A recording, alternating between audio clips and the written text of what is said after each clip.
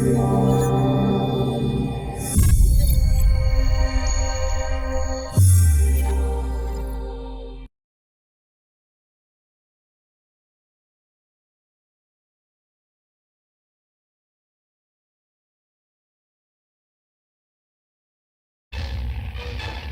kurzer Besprechung fahren Panzerspähwagen den feindlichen Angriffsspitzen entgegen.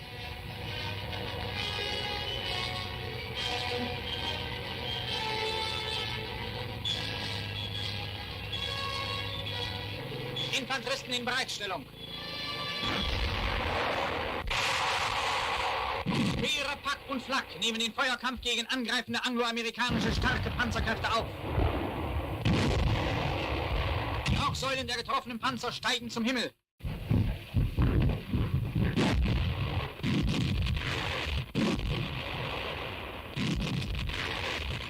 Hey there, you beautiful model building maniacs. Welcome to part 13 of the MiniArt Sdkfz 234/2 Puma build. Yep, we're still at it. This time, we're getting knee-deep in wire spaghetti. That's right. We're tackling the turret radio set wiring, making it look all sexy and functional, like it's ready to call in a pizza delivery, WW2 style.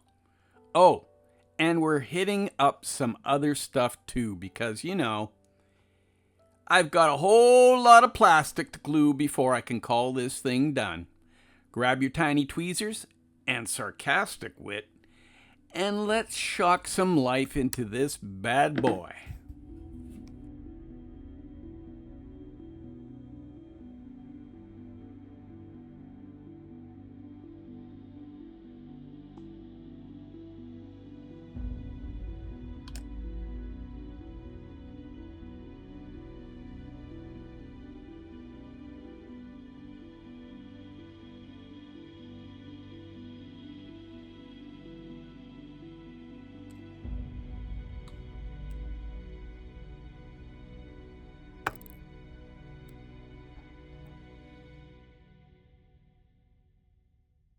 In this part of the build, we'll take a closer look at the intercom system used inside the Sdkfz 234/2 Puma. Communication between the crew was essential, especially in an armored reconnaissance vehicle like the Puma, where rapid coordination could mean the difference between success and disaster. The Puma's intercom system connected the driver, commander, gunner, and radio operator, allowing them to communicate clearly despite the noise from the engine, movement, and external battlefield sounds. The system consisted of a wired network that linked individual headsets and throat mics worn by the crew, ensuring hands-free communication. This allowed the driver to receive directions from the commander without having to take their hands off the controls, and for the gunner to quickly respond to orders without breaking focus from their target. The commander typically had a control unit that allowed them to switch between talking to the crew and using the radio to communicate with other vehicles or headquarters. This seamless flow of information was vital for maintaining battlefield awareness, particularly during high-speed reconnaissance operations where every second counted. In our model, we've detailed the placement of the intercom control box, which was mounted near the commander's seat. The wiring, often routed directly along the walls of the fighting compartment, connected each crew position. Recreating these details adds an authentic touch to the interior, highlighting the complexity of life inside the Puma during its missions. The loudspeaker used with the FUSPR-GERF Funksprechgerät radio systems, commonly found in German vehicles like the Sdkfz 234/2 Puma, was typically the LSG loudspeaker. This component was often mounted inside the vehicle's interior and connected to the radio equipment, allowing the crew to communicate using voice commands rather than relying solely on headsets. The loudspeaker ensured that messages could be broadcast to the entire crew or specific sections without the need for individual headphones.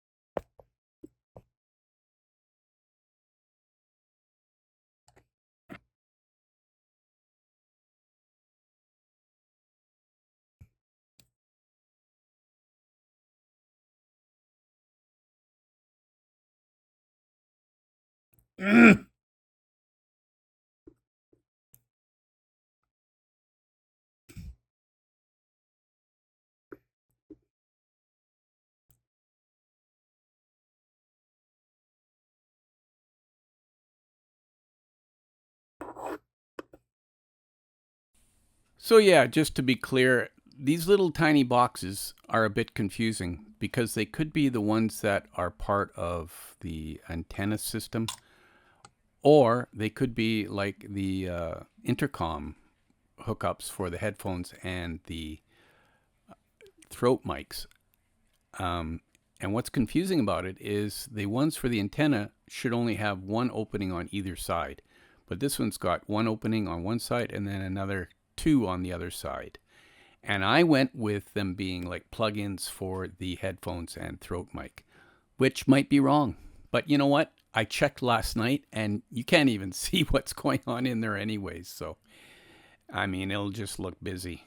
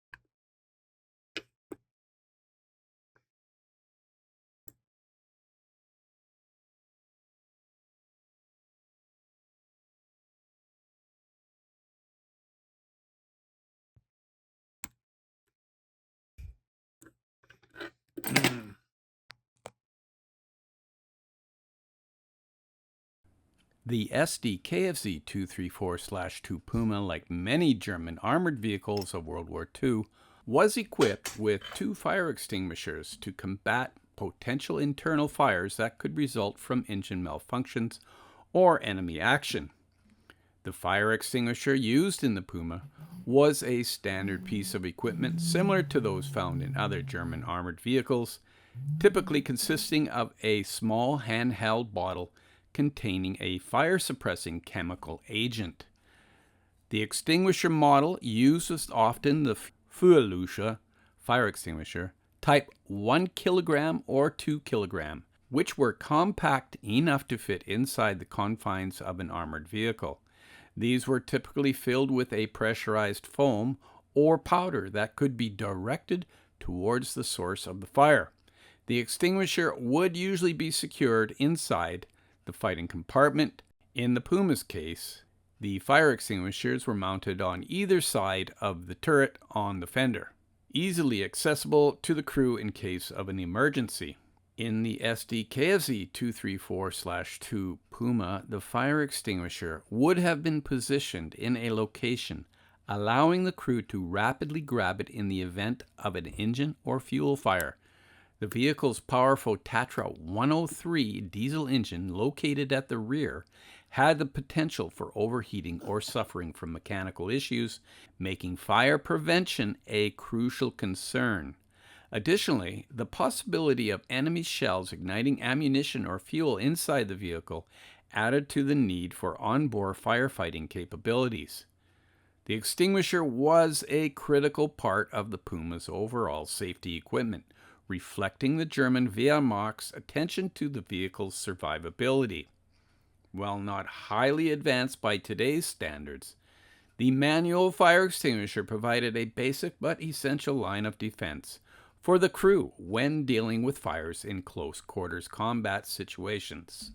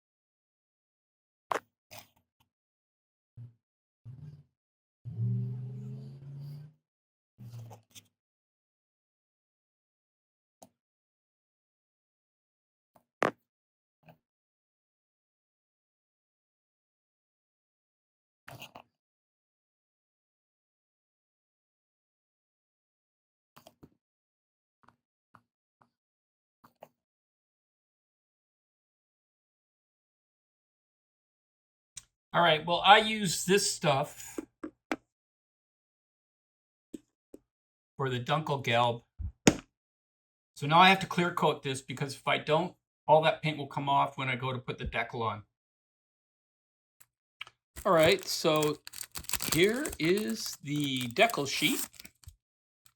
And it's actually kind of cool. They give you these for the fire extinguisher. Never used to do that. Living in the modern age.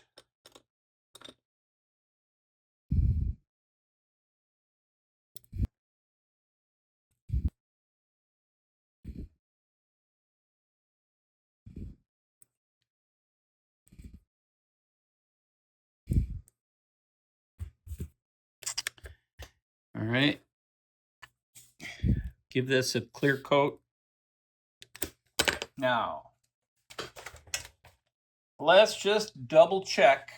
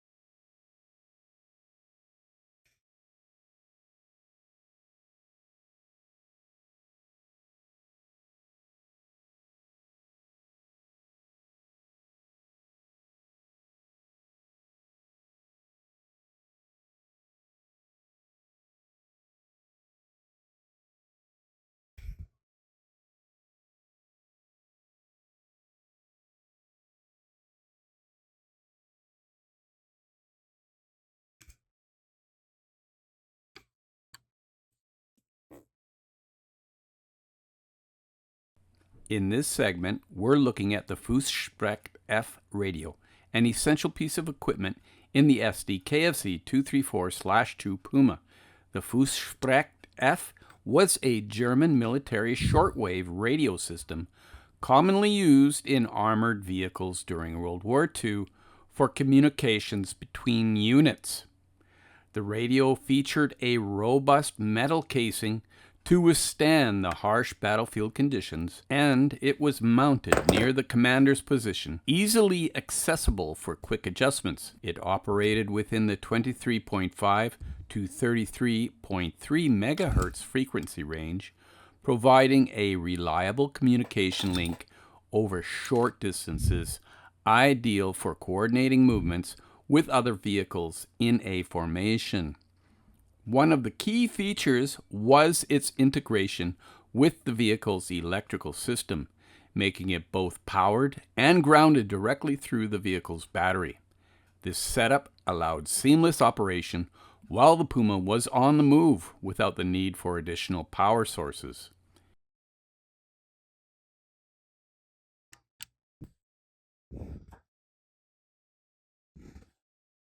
Oh, I may have put this on In the upside Puma, down. the Sdkfz would have been used for tactical communication between platoon commanders and their units, playing a vital role in reconnaissance missions where rapid response was crucial.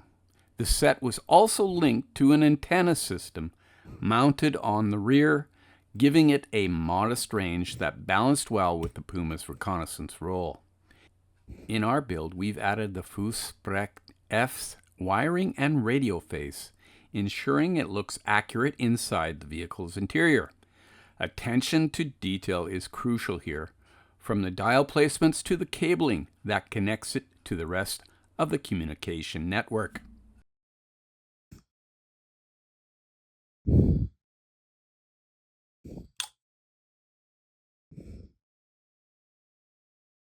All right, so we got that right now. Ugh.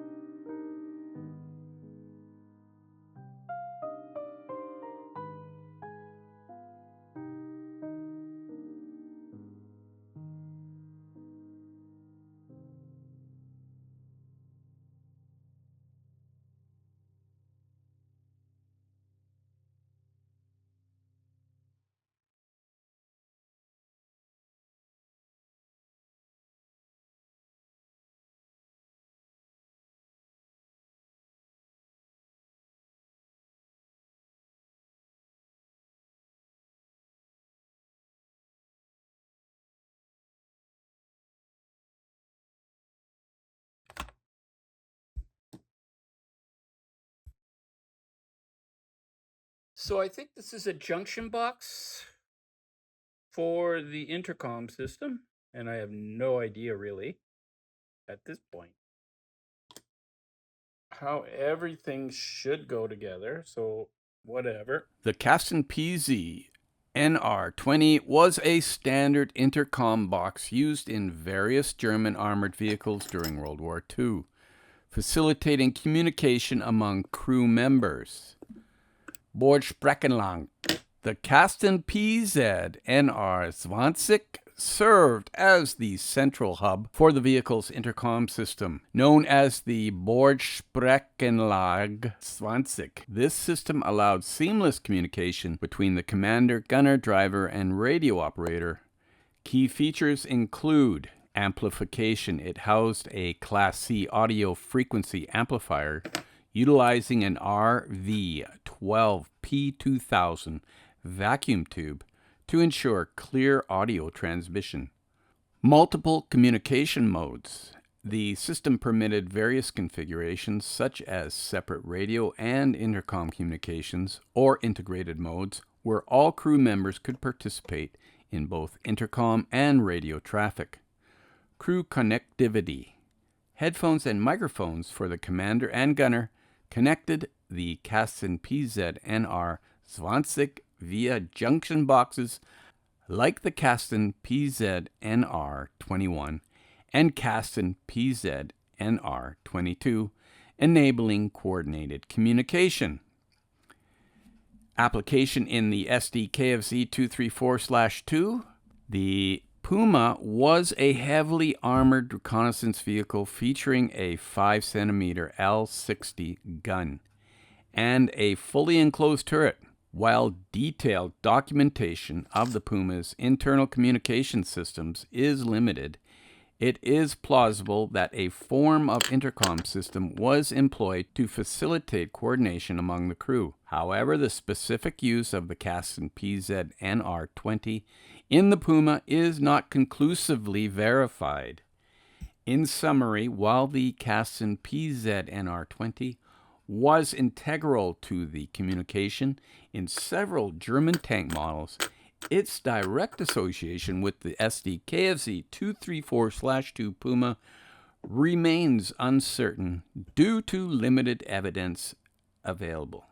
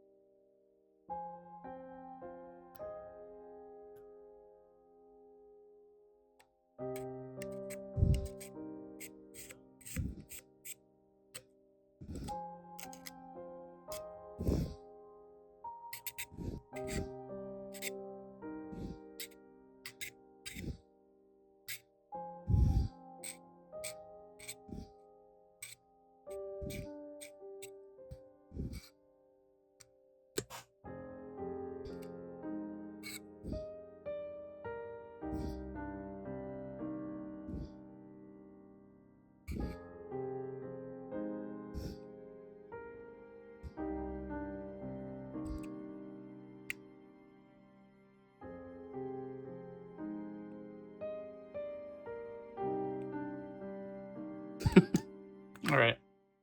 I don't want to use the thin stuff then. Too runny.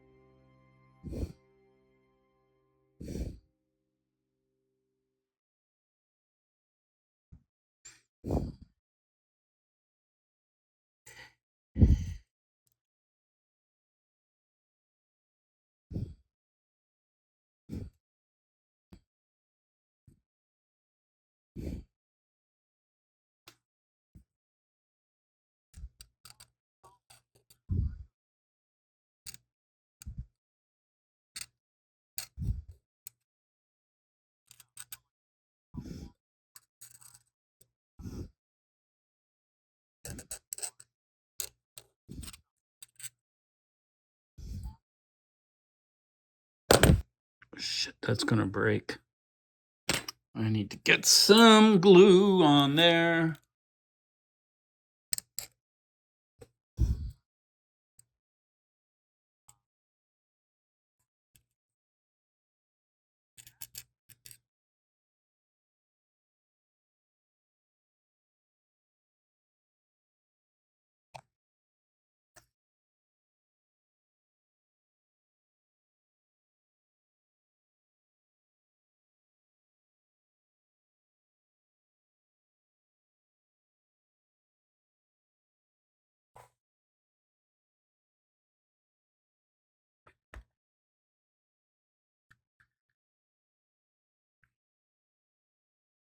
During World War II, the German Wehrmacht introduced one of the most iconic pieces of military equipment, the Wehrmacht canister, commonly known as the jerry can. Developed in the late 1930s, it was a revolutionary design in fuel storage and transportation, and its influence endures even today. The jerry can was constructed of pressed steel with a distinctive triple-handled design. This allowed it to be easily carried by one person or pass between two, making fuel distribution quick and efficient in the field. The can's robust construction made it resistant to damage, while the recessed X-shaped indentation provided structural integrity, preventing it from swelling when full. One of the key features of the jerry can was its airtight cap, which prevented fuel from spilling or evaporating, a significant advantage over earlier fuel containers. A small air vent was built into the cap to control the flow rate when pouring,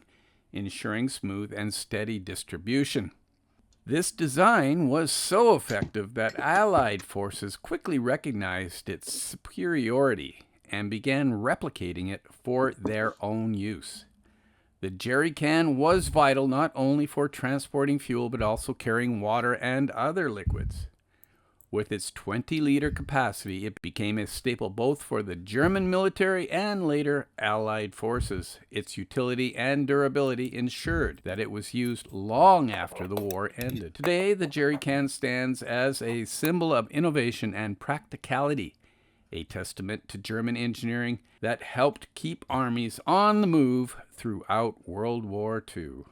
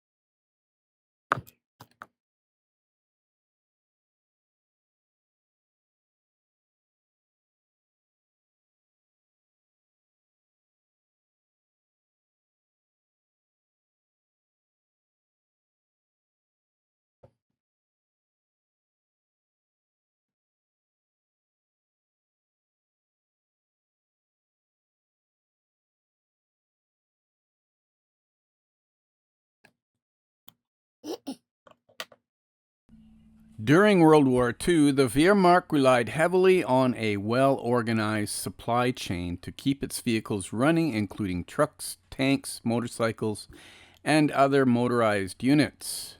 A key component of the vehicle maintenance was motor oil, which was essential for lubricating engines and ensuring their reliability in a variety of harsh conditions, from the deserts of North Africa to the freezing Eastern Front. WIFO, Wirtschaftliche Forschungsgesellschaft. WIFO was a state-controlled German company responsible for producing and storing fuel, lubricants, and other war-essential materials for the Wehrmacht. It handled much of the logistical needs related to oil and fuel, including motor oil production and distribution. The small bottles of Motorenoil Wehrmacht were compact containers of engine oil produced specifically for use by the German military. These bottles were distributed to troops and mechanics to perform routine maintenance and emergency lubrication in the field. Given the wide use of motorized vehicles by the Wehrmacht, these bottles were common on all fronts. Here are some of the features of these bottles. Number one, size and design. The motor oil bottles were typically small and portable, making them easy to carry in vehicles or by mechanics. They were usually made of metal or glass with a simple cap or spout for easy pouring. Many of the bottles were marked with the word Wehrmacht Motorenoil and often included the designation WIFO to indicate that the oil was produced by the company. Some were marked with other details, such as oil grade and manufacturing date. Number two, WIFO labeling. WIFO was responsible for organizing large stockpiles of fuel and oil, but these smaller bottles were distributed to individual units for daily operations. The labeling often included specific instructions or designations for the type of oil contained within, such as for light vehicles, trucks, or tanks, depending on the viscosity and requirements of the engine. Number three, use and distribution. These bottles were part of the larger logistical supply chain. Vehicle operators and unit mechanics would carry the bottles along with other essential supplies, ensuring that the Wehrmacht's vast array of vehicles could be serviced even in remote locations. The small size of the bottles made them convenient for carrying during missions, especially in mobile units where quick maintenance was necessary to avoid vehicle breakdowns. Number four, oil quality. The oil itself was formulated to meet the demands of various Wehrmacht vehicles, from tanks like the Panzer series to smaller trucks and motorcycles.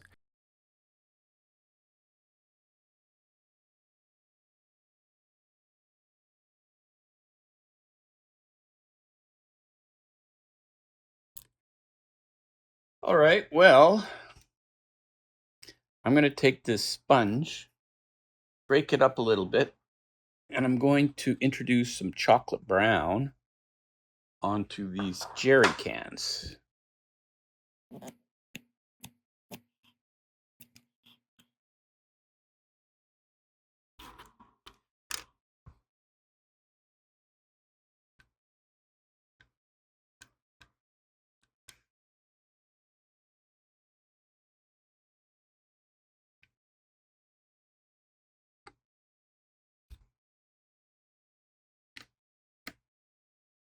Let's try using my favorite tweezers to do this.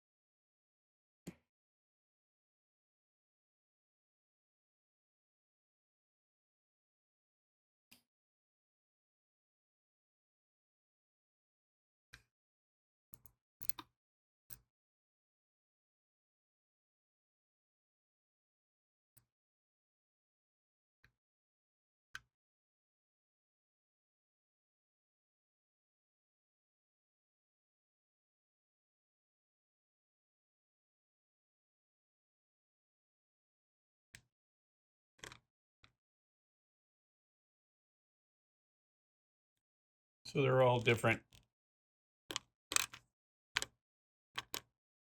I might do a little bit of black on here too, just for contrast.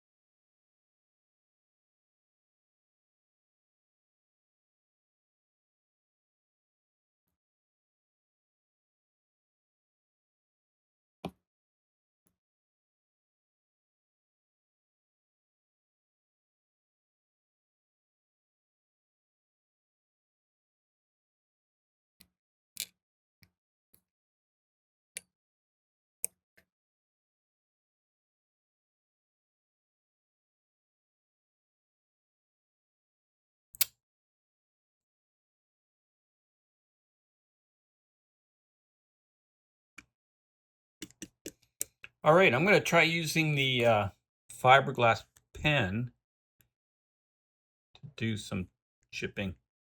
And it seems to be good for doing it. The other one takes forever.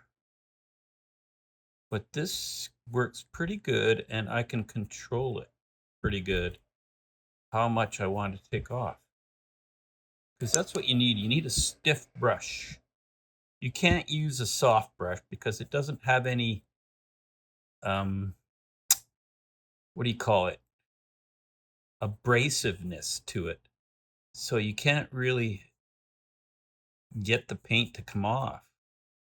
And I only want like a little bit. I don't want a lot to come off. I'm going to have to do some touch-ups here and there.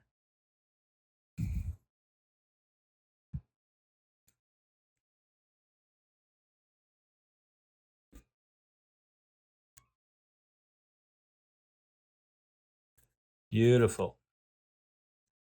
I'll have to touch up. Some of that raw plastic is showing through. I don't know why.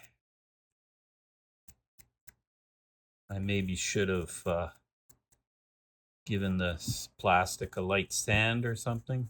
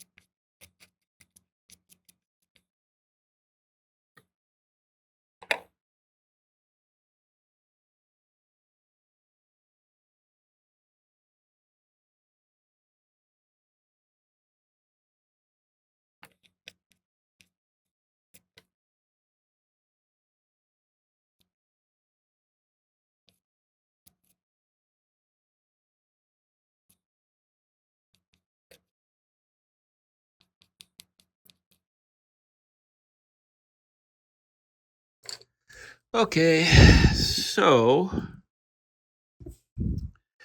this vehicle has two hatches on the top of the turret, and it has like a hatch inside of a hatch. Now, I've read somebody else was saying that these hatches should sit lower, but if you look at references, like reference drawings in Panzer tracks, or if you look at photographs, you can see that there is a definite sort of proudness to where the levels of these sit. So I'm not too troubled with that. I think it's the way it's supposed to be. Anyhow, I'm going to glue these in here because I don't really want to get into having the mini hatch open.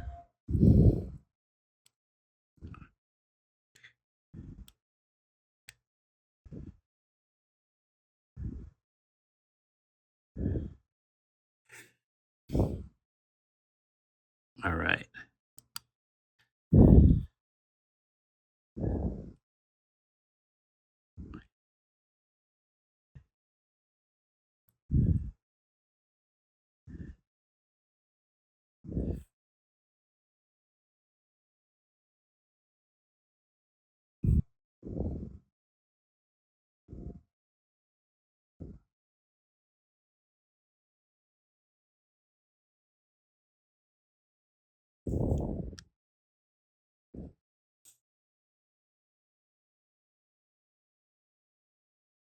So I've taped off the periscope.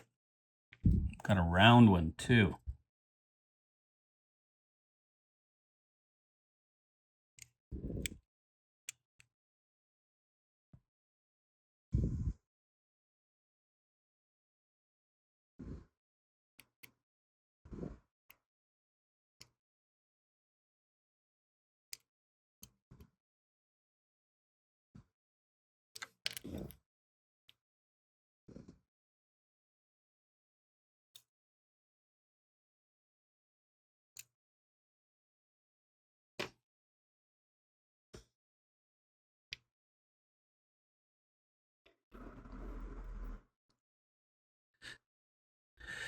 So this is where it's hinged, but I wonder. So that goes there. Now, I don't know if this always has to face forward. Probably not.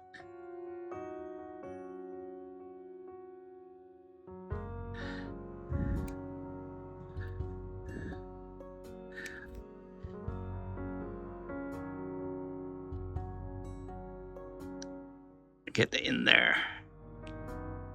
All right, there we go.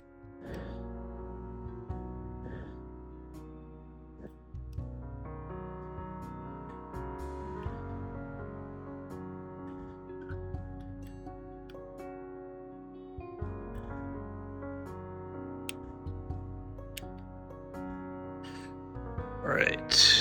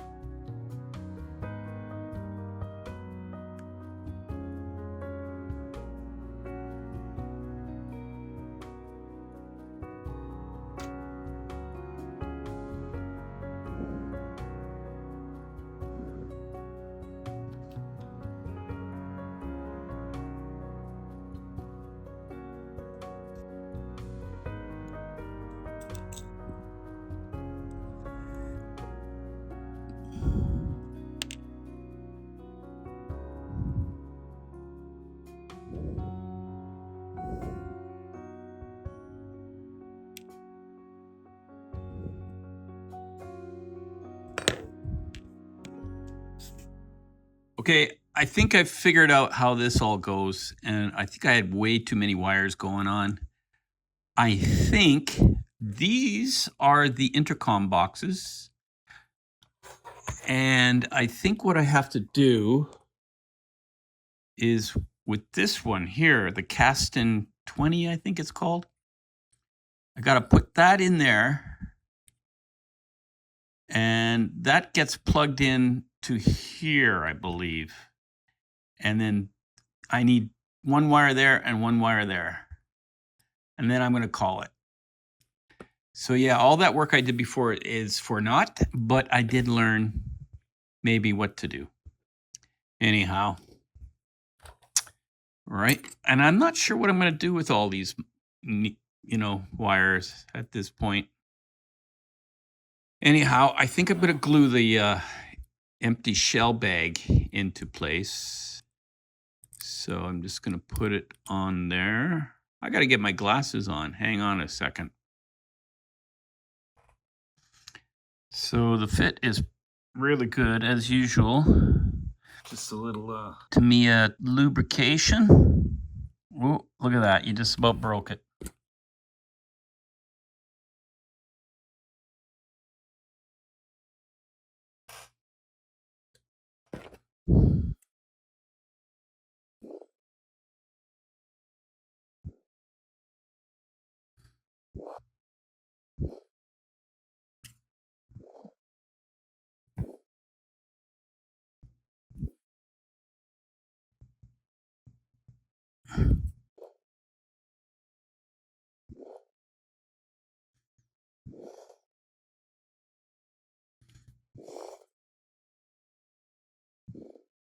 The lead wire is good in some ways because it's so flexible, but it's also very fragile.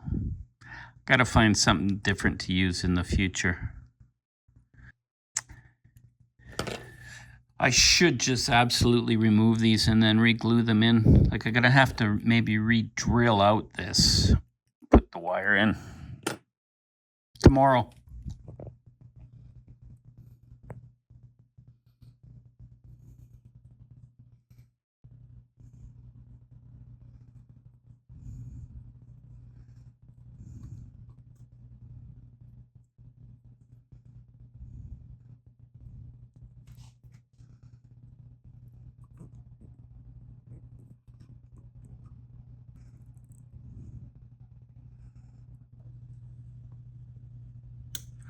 Oh, where did that go?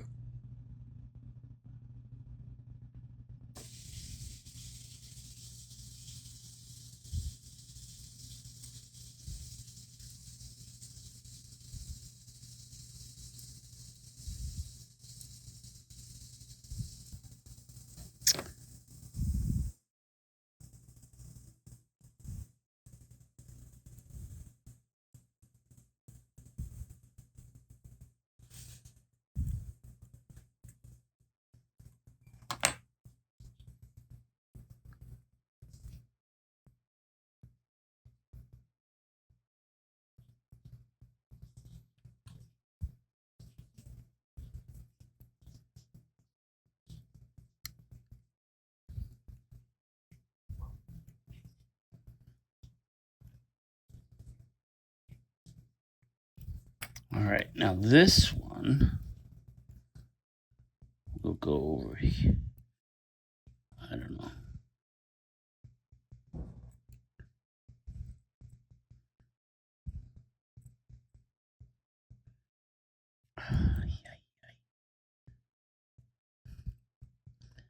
Okay, so this one will go there. All right.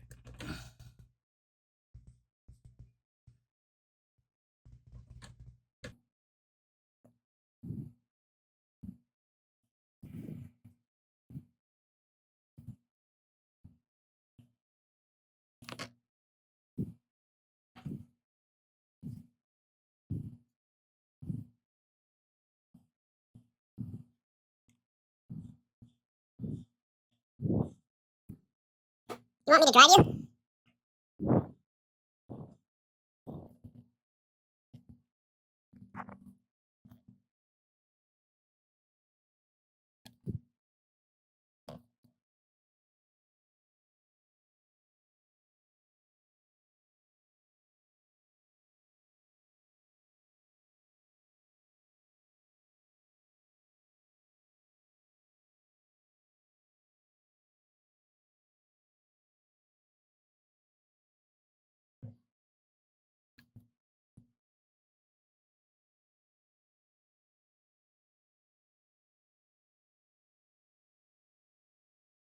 Okay guys, this whole radio stuff is a bit of a challenge. MiniArt doesn't really give you much information. They give you some pretty good radios and other pieces of equipment, but there's no wiring diagrams or anything like that, so I've had to figure it out the best I could. All right, well, here we've got all the tools, and I'm going to go paint them a wood color, and we also have some of these other extra things like fire extinguisher, ammo case, crank. You have a jack there of some sort. So let's go spray these and I'll be right back. Anyways, join us next time and we'll be getting into the brackets for the jerry cans. Until next time, folks. In the meantime and in between time, that's another edition of Jet Scale Models. Y'all come back now, you hear?